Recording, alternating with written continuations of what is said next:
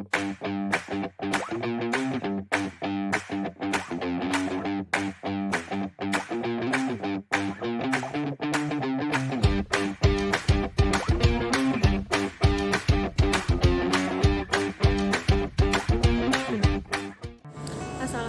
warahmatullahi wabarakatuh. Halo semua, kami dari kelompok 5. Sebelumnya izinkan saya memperkenalkan diri. Nama Nur Anissa Septriza dari jurusan Teknik Elektro Program Studi Teknik Informatika. Perkenalkan, nama saya Aisyah Himatul. Perkenalkan, nama saya Milana Sarpowibowo. Di sini kami akan menjelaskan pentingnya menjaga lingkungan hidup dan bagaimana cara menggunakan aplikasi RP Jual Beli Sampah. Halo semua, di sini saya akan menjelaskan bagaimana pentingnya kita menjaga lingkungan hidup. Nah, apa sih yang dimaksud dengan lingkungan hidup? Lingkungan hidup adalah kesatuan ruang dengan semua benda, daya, keadaan, dan makhluk hidup, termasuk manusia dan perilakunya yang mempengaruhi alam itu sendiri, kelangsungan kehidupan dan kesejahteraan manusia, serta makhluk hidup lain. Lalu, kenapa kita harus menjaga lingkungan hidup? Dan apa manfaat dari kita menjaga lingkungan hidup? Wah, tentunya banyak sekali ya teman-teman manfaat dari kita menjaga lingkungan hidup. Contohnya adalah kita dapat terhindar dari penyakit yang disebabkan oleh lingkungan yang tidak sehat. Kemudian, lingkungan menjadi enak dipandang dan nyaman untuk ditinggali, bebas dari polusi udara, dan tentunya air menjadi lebih bersih dan aman untuk diminum. Nah, itu tadi adalah manfaat dari kita menjaga lingkungan. Lalu, apa dampak jika kita tidak menjaga lingkungan? Lingkungan menjadi tidak sehat dan tidak nyaman untuk ditinggali, terjadinya pencemaran udara, air, maupun tanah. Kemudian akan menimbulkan bencana alam seperti banjir dan tanah longsor. Lantas, bagaimana cara kita menjaga lingkungan hidup? Banyak sekali cara untuk menjaga lingkungan hidup.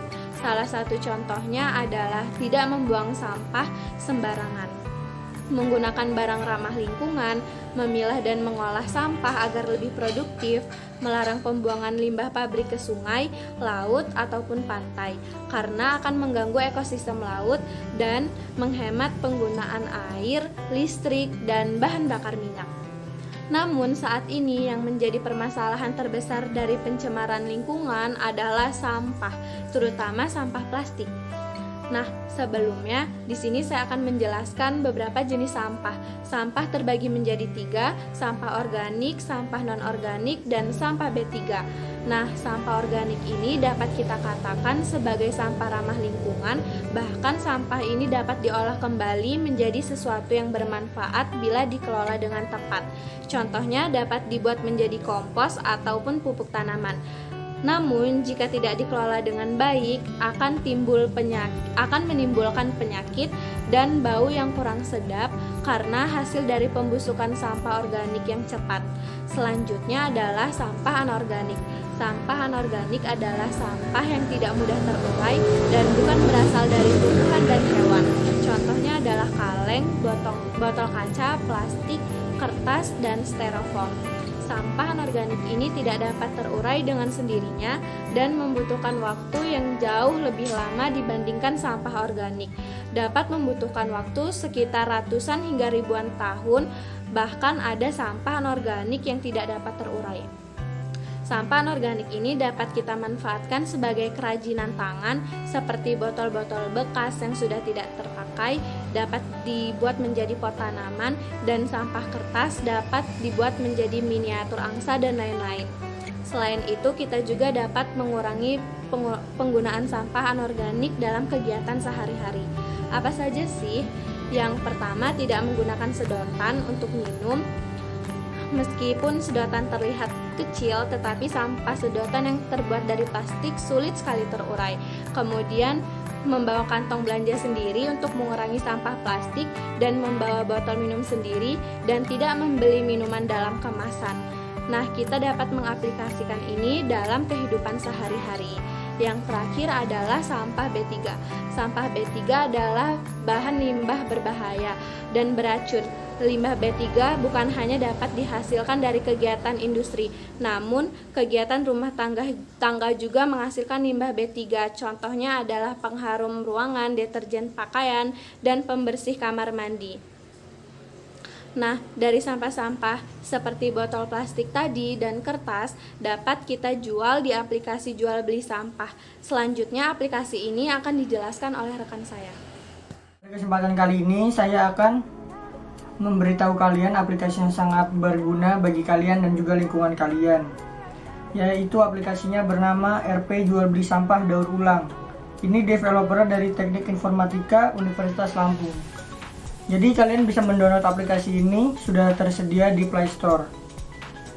Setelah kalian menginstal aplikasi ini, selanjutnya adalah kalian bisa membuka aplikasi tersebut.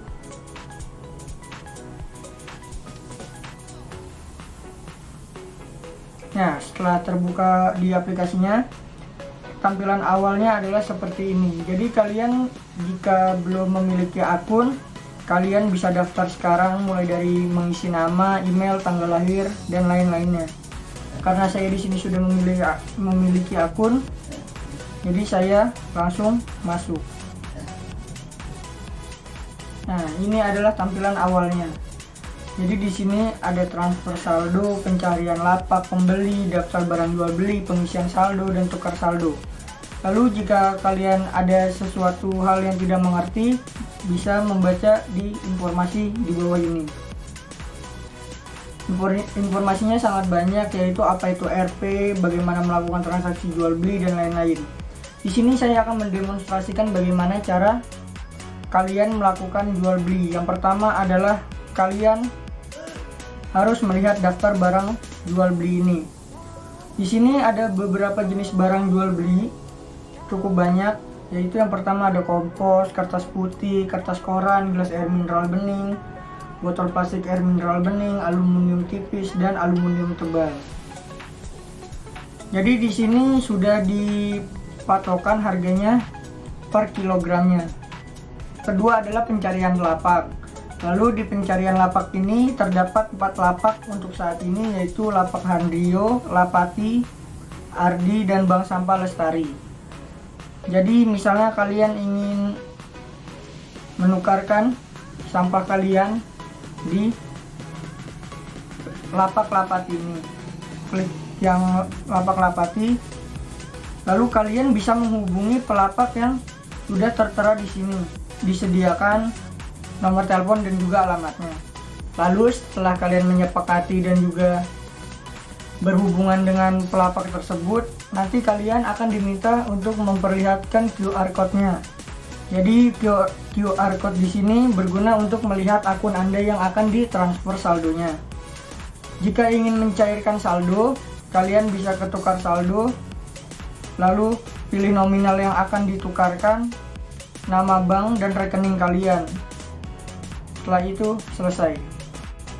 Nah, itu tadi adalah bagaimana cara kalian melakukan jual beli barang di aplikasi ini. Nah, kembali ke awal, apa sih sebenarnya untungnya untuk kalian dan juga lingkungan kalian? Jadi, kalian bisa mendapatkan uang dari aplikasi ini yang berasal dari sampah-sampah yang berada di lingkungan kalian. Jadi kalian bisa menyelamatkan lingkungan kalian, memperindah lingkungan kalian, dan juga kalian akan mendapatkan uang dari aplikasi ini. Itu saja yang bisa saya sampaikan, kurang lebihnya mohon maaf. Wassalamualaikum warahmatullahi wabarakatuh. Oke, baiklah, di sini saya akan menjelaskan tentang analisis dari aplikasi ini, yaitu untuk latar belakangnya. Sebenarnya di Indonesia sendiri sudah ada hukum mengenai sampah ini, namun penegakannya masih jauh dari kata cukup. Dan karena sampah yang terus-menerus semakin meningkat, terutama sampah plastik, dan pengolahannya yang masih belum maksimal, sehingga aplikasi ini diciptakan untuk membantu pengolahan sampah dari mulai pengepulkan sampai dengan penjualan. Adapun tujuan dari aplikasi ini yaitu membantu proses pendaur ulangan sampah untuk dijual belikan ke pengepul memberi informasi terkait sampah.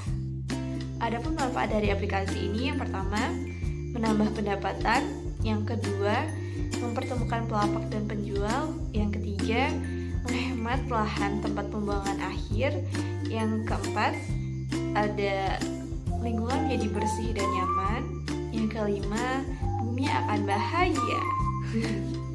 Adapun tantangan yang dihadapi aplikasi ini, yang pertama, dalam mengedukasi masyarakat memerlukan waktu yang cukup lama, dan yang kedua, kurangnya kesadaran masyarakat atas kepedulian terhadap sampah. Kelemahan dari aplikasi ini yaitu belum banyaknya peminat terhadap aplikasi recycle plastik ini, dan untuk sasaran yang dituju yaitu mahasiswa yang sudah teredukasi, pengepul sampah, dan masyarakat yang sudah teredukasi tentang internet. Jadi kesimpulannya, aplikasi ini sangat bagus karena menjadi solutif dari pengelolaan sampah dan dapat meningkatkan kesadaran akan pentingnya merecycle sampah, serta tantangan yang harus dihadapi yaitu bagaimana mengedukasi halayak luas agar dapat menggunakan aplikasi